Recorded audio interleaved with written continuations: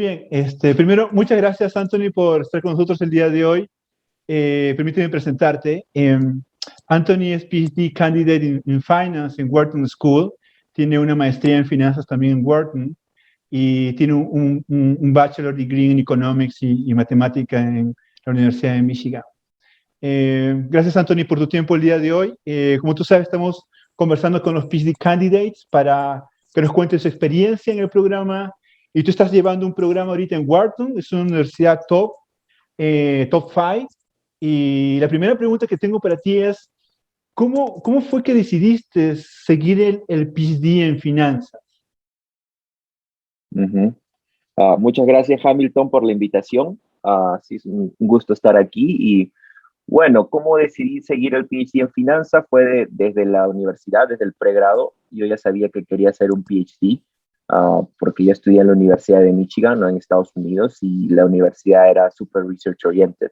Todos los faculty ahí hablaban de que hacían research y siempre tenían arrays. Entonces yo estuve muy involucrado en todo este proceso desde que estaba no muy joven.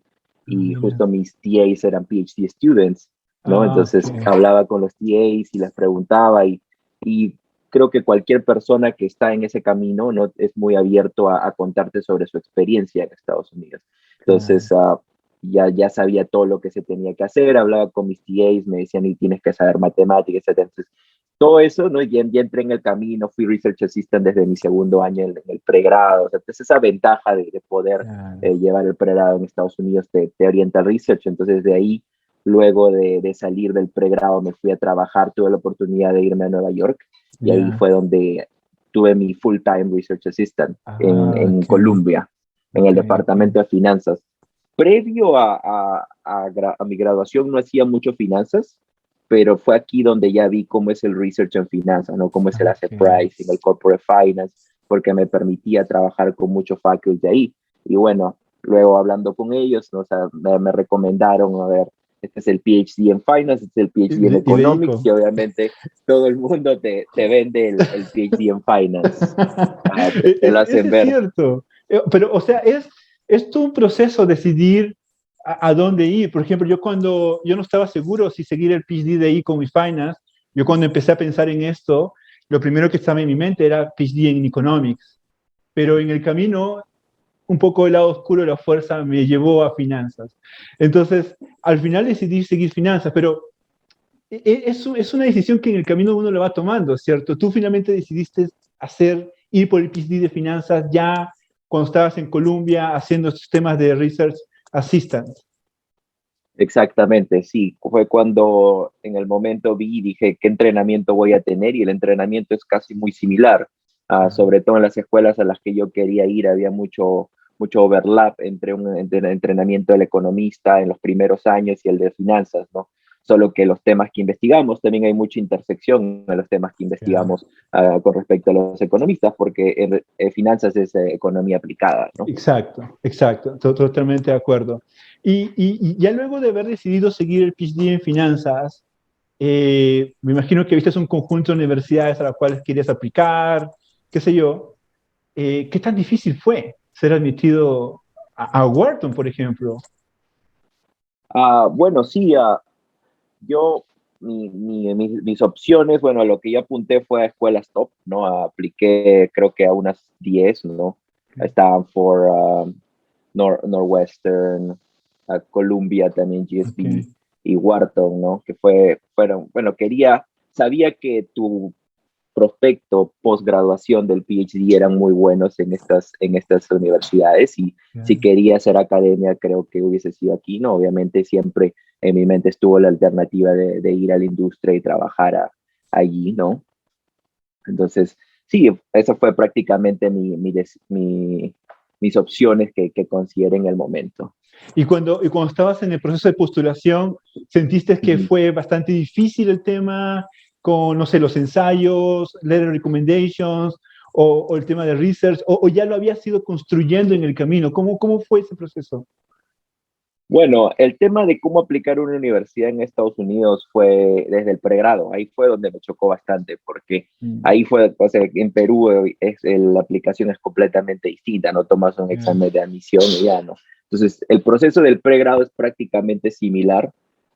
Tienes que hacer ensayos, recommendation letters, tomar los exámenes estandarizados. Entonces ya me sabía prácticamente ok. el tema de todo el proceso administrativo, ¿no? Pero luego, Claro. obviamente, cuando ya vas al PhD, en base a las conversaciones con faculties, con mis TAs antes, sabía qué es lo que buscan, ¿no? O sea, ellos buscan Claro. al research oriented, ¿no? Obviamente el concepto de los ensayos es diferente, pero igual tienes que hablar sobre lo que te apasiona y el research que has hecho. Entonces, en temas de llenar el proceso de aplicación y todo, prácticamente describí mi historia y lo orienté al research, ¿no? Que es lo que Ok. buscan todas las escuelas, buscan a gente que quiera producir research. Entonces, tenía el background desde que de pregrado, no, mi segundo año empecé a hacer research, tenía luego mi research assistant full En time por Colombia. 2 años en Claro, Colombia.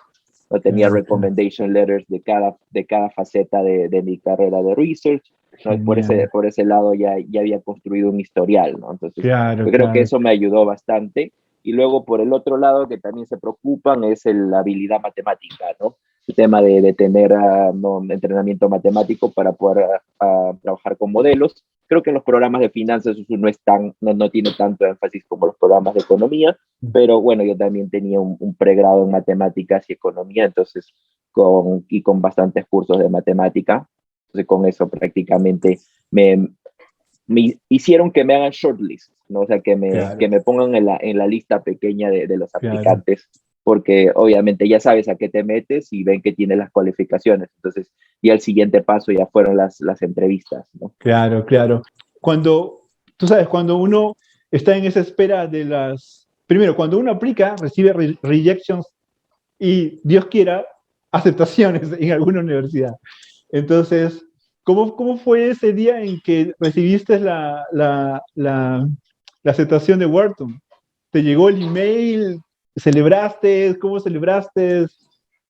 Claro, justo antes de que Wharton me acepte, o había tenido también entrevistas en Northwestern y no me fue tan bien en mi entrevista de Northwestern. Luego de mi Ok, entrevista de Wharton, tuve la entrevista con Jessica Wachter, que estaba encargada de admisión, y sí claro. estaba positivo de que me había ido bien, ahí sí me desenvolví mucho, mucho mejor, pero obviamente sé que es muy competitivo y no Claro. estaba, pero luego llegó el correo con la oferta de admisión, ¿no? Entonces ahí pues, salté de la emoción, ¿no? También hablé con mi padre y todo, y luego en la noche fuimos a celebrar, a comer unas carnes en Lima. Estaba en Lima justo cuando estaba esperando Ah, mira, la... estabas en Lima, justo. Sí, Claro, sí, sí. yo me acuerdo que a mí me mandaron el offer letter como que el 14 de abril y el 15 era el deadline de todas las universidades aquí en Estados Unidos de decirle sí, ¿cierto? De ahí ya se corta. Entonces, yo me acuerdo que la señorita, la Academic Coordinator, me mandó un correo en la mañana y me preguntó, me dijo, estamos por mandar, estamos evaluando enviarte algún offer letter. Y me preguntó si yo estaba dispuesto a aceptar el offer letter. Y yo le respondí el correo, le dije, claro que sí, porque está bien. Y me acuerdo que mandaron el offer letter al día siguiente, el 15 en la mañana, y lo firmé inmediatamente. Y como tú, fuimos a comer, me acuerdo, fuimos al Claro, hornero, creo, a comer una parrilla para celebrar. claro, la clásica. No, No, es un sí, evento que te cambia la vida, ¿no? eso es cierto, eso es cierto, claro que sí. Y después ya cuando ya decidiste ir finalmente a Wharton, me imagino pues que estabas en Lima, luego volviste aquí a Estados Unidos. ¿Cómo fue el primer año? ¿Cómo fue el primer año del PhD en Wharton? El primer año fue interesante, igual ya me habían preparado, ¿no? Que obviamente te van a meter bastante teoría el primer año y obviamente ya venía mentalizado que iba a sufrir y el primer año quedarte encerrado todos los fines de semana estudiando porque al final del primer año hay un examen que le dice, bueno, en Wharton le llamamos los prelims, ¿no? Ok, Preliminary examinations. Entonces, ya venía mentalizado, pero igual cuando llegué, sí, primero te sorprenden con un math camp, ¿no? Es la primera el claro. primer mes. Entonces el Math Camp es un mes de pura matemática, donde prácticamente revisas conceptos de probabilidad, estadística, análisis real, topología, que en realidad no usas casi nada, pero como que te pone en onda, ¿ya? Claro. Entonces, pero luego de este MATCAMP ya empiezan las clases.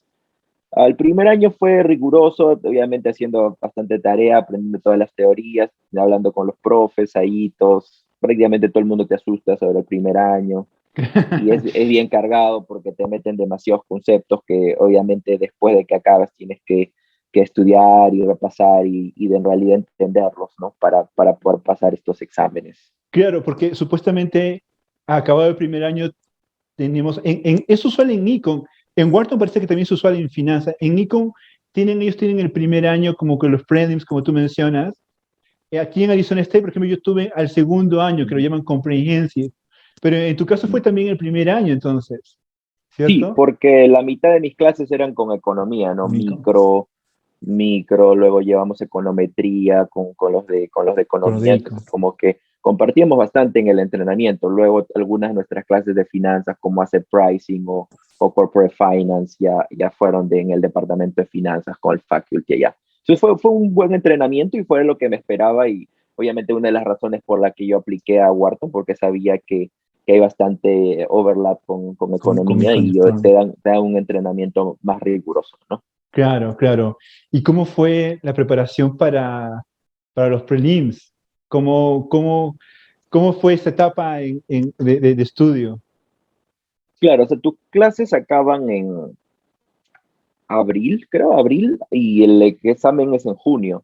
Entonces tienes como un mes y medio sin clases, sin nada, solo para enfocarte a estudiar el examen. Entonces ahí le das pues de 8 a 10 de la noche, ¿no? De 8 de la mañana a 10 de la noche todos los días, repasando, ¿no? Viendo las pruebas, viendo exámenes anteriores. O sea, fue un proceso bien tedioso, pero Claro. al final tiene su recompensa porque lo pasas y ya te olvidas de tomar exámenes Eso es por el cierto. resto del PhD. Y en Wharton te mandaron un email diciéndote, bueno, pasaste los prelims, algo como eso. Sí, te mandan un correo una vez que los pasas, te dicen, no, ya pasaste y luego te toca tu reunión con el PhD Director donde te da tu feedback Ah, sobre tu mira. examen. Sí. Está genial.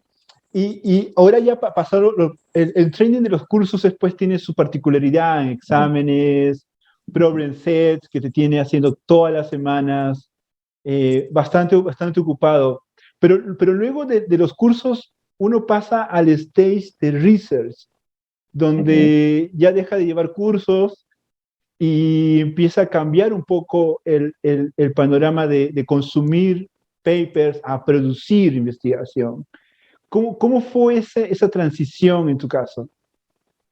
Todavía sigo adaptándome, pero creo que en Wharton como que nos empujan un poco, nos empujan por el hecho de que desde el primer año nos mandan a hacer un paper, o sea, luego de que pasas tus prelim, te dice ya en septiembre tienes que hacer tu paper del primer año. Obviamente las expectativas son bien bajas con respecto a la calidad de este paper, pero como que te pone a pensar, ¿no? Y Claro, obviamente en base a qué haces tu paper del primer año, bueno, en base a las clases que has visto, ¿no? Y luego dices ya claro, cómo podemos extender este paper, implementar una nueva metodología o aplicar esta metodología para responder otro tipo de preguntas, ¿no? Entonces es claro, como una claro, pequeña adaptación de algo que ya sabes, porque no es que hayas tenido varios años viendo la literatura o viendo, ¿no? claro, O sea, prácticamente te meten y dicen, esto es todo prácticamente finanzas, lo que se hace y obviamente no ahondan tanto porque se tiene que cubrir más scope que depth. claro, claro. Y bueno, entonces ahí nos van. Luego al segundo año también tienes otro paper, en el segundo año tienes más clases, pero ya no con prelim, no solo clases más aplicadas para extender, ¿no? Más macro, si quieres, si te interesa Claro, macro, o continuous time finance, si te interesa modelos de tiempo continuo. O sea, claro. ya más intereses, de acuerdo a tus intereses, ¿no? ¿Cuál es tu research agenda? ¿Cuál es tu research interest en finance? Mi research interest actualmente está en la intersección de economía internacional con macrofinance, ¿no? Viendo las fricciones financieras que generan distorsiones en los mercados, sobre todo en los mercados globales de capital. Esto tiene implicaciones, ¿no? en el tipo de cambio, por ejemplo, ¿no? Y cómo la regulación, ¿no? afecta y genera ciertas desviaciones y fricciones, cosa que no había antes, ¿no? Y luego también me interesa cómo estas fricciones o cómo estos efectos en los mercados afectan también a las firmas, ¿no? Interesante. Ahora, tú sabes que a veces se piensa que cuando se estudia el PhD necesitas saber matemática, que sí es cierto, necesitas leer un montón, necesitas estudiar bastante, pero ¿tú crees que además de esos skills, que son los hard skills, se necesita otro tipo de skills? ¿Cuál ha sido tu visión en el programa? Bueno, para graduarte del programa creo que sí necesitas tener algo de esos hard skills, pero luego creo que para ser exitoso en el mundo académico tienes que tener también los soft skills, ¿no? Claro. Tienes que saber llevar tus relaciones, saber colaborar con otras personas, ¿no? Encontrar gente que tiene tus intereses o similares para poder, ¿no? hacer co-authorship en papers, encontrar buenos advisors, ¿no? Que en primer lugar les caigas bien y luego de ahí también te Claro. interese tu research, porque si tú eres completamente aislado y no hablas con nadie, entonces al final no vas a generar esos contactos, esas relaciones que te ayudan bastante, ¿no? Ese Así es tengas el cierto. mejor research. Ese es cierto, ¿verdad? Así seas un genio, no puedes estar en el rincón del cuarto investigando. Necesitas, no sé, hacer networking, comunicar bien las ideas, argumentar bien las ideas, escribir bien. Que lo que tú mencionas, que hacer un networking y encontrar coautors, advisors que estén de acuerdo con tu research agenda. Y en este proceso de research, ¿tú has sentido que, por ejemplo, porque en esta etapa no tenemos jefes, ¿cierto? Es como que nadie te dice nada qué hacer, digamos así. Y uno, a veces en el ciclo, uno administra su tiempo, etc., etc., pero luego llega un correo del chair del departamento diciendo muy bien, preséntanos tu paper tal fecha, ante el faculty, etc. ¿Qué skills como, por ejemplo, manejar el tiempo, manejar proyectos? ¿Crees que esos también has encontrado en el programa? Ah, claro que sí, esos skills son demasiado necesarios, pero creo que incluso sigo trabajando en ello porque obviamente tu mayor empuje es tener ese deadline, ¿no? que te dan, Claro, ¿no? Tú sabes claro, que tienes que hacer algo en ese deadline, ya sea que te lo impongan o que tú mismo te lo impongas. Entonces eso te da el empuje para manejar mejor tu tiempo, para motivarte a trabajar y avanzar en tu agenda, ¿no? Es una ventaja tener esta flexibilidad porque tú claro. puedes decidir a las horas que trabajas, pero también es una maldición porque te distraes si es que no estás orientado, ¿no? Claro, ese es Entonces, cierto, ese es cierto. Puede ser que, no sé, decías pues unos meses no hacer nada, pero el deadline te llega y llamémoslo así, te gana, ¿cierto? Entonces, y crear ideas, o sea, crear research no es algo que sucede, pues, no lo sé, de un día para otro o un par de semanas, ¿no? Es claro, algo, también tienes que tener la inspiración, ¿no? El momento ahí. Pero claro. obviamente tienes que estar constantemente viendo, leyendo y tratando de cuestionar las ideas o ver qué aplicabilidad tienen lo que has aprendido en este tipo de ideas o preguntas que se están respondiendo ahora, ¿no? Claro, claro, claro, eso es cierto. Una pregunta típica que tienen los estudiantes o aquellos que están pensando en postular a un PhD es, ¿cómo se financia el PhD? ¿Tengo que pagar el PhD? ¿De qué voy a vivir en el programa? Etc. ¿Cómo es tu experiencia con el programa en Word? Bueno, que yo sepa, la mayoría de escuelas, ¿no? que orientadas a research dan funding a todos los estudiantes de PhD, ¿no? Desde que está en pregrado, cuando hablaba con mis TAs en Michigan, lo decía, ¿cómo pagas esto? Y ellos me decían, no, tienes funding, no estás becado completamente. Incluso en adición a eso te dan health insurance, ¿no? Seguro de salud y un stipend, ¿no?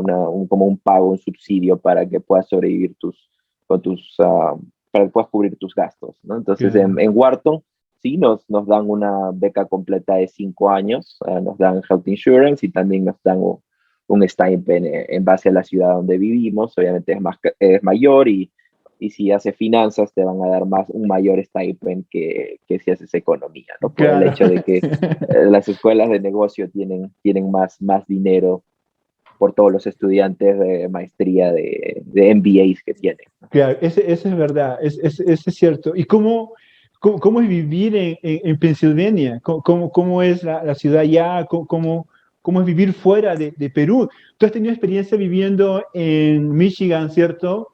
Ujú. En Pensilvania y también en Boston, ¿verdad? Nueva York. En New York. Entonces, Ajá.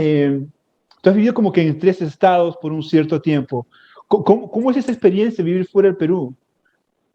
Claro, Estados Unidos hay diferentes ciudades y son diferentes mundos prácticamente, ¿no? Cuando te vas a Michigan, que queda en el borde con Canadá, es un área muy gélida, hay muchos caucásicos ahí, y entonces es un poco rural también porque la ciudad de Ann Arbor es un pueblo un college town que le dicen acá en Claro, Estados Unidos, entonces no es que hay una ciudad muy grande, la ciudad muy grande es Detroit, que está como a 1 hora. Entonces fue una experiencia un poco más rural vivir en un college claro. town, pero es una universidad inmensa, ¿no? Donde tenía 50,000 estudiantes. Luego de ahí me fui a Nueva York, donde es una de las ciudades más cosmopolitas del mundo. Claro. Ahí ya veías de todo, ¿no? Gente de todo el mundo, latinos, hablaban español, todo tipo de restaurantes. Es carísima, pero igual es muy bonita, muy interesante. Claro, Y luego claro. Filadelfia, que ya va en el medio, ¿no? No es ni tan extremo ni Mm, tan calmado, es una buena ciudad para vivir. El campus está en un área aislada, ¿no? Que se le dice en el University City. Y mm, bueno, y en la mayoría de tu tiempo, bueno, el primer año no disfrutas mucho la ciudad porque paras estudiando, pero claro. luego de allí ya encuentras tiempo y puedes disfrutar la ciudad, conocer restaurantes, sus áreas turísticas, los Claro, entonces, parques, etcétera, ¿no? eso Es está más súper, tranquilo. claro, eso es súper bueno porque tú has tenido la experiencia de poder vivir, digamos así, en ciudad, que es New York, donde ahí está, digamos así, ciudad, que bastante dinamismo, un poco más alejado, un poco más rural en Michigan y en Filadelfia como que un mix de ambos. Está súper, súper genial.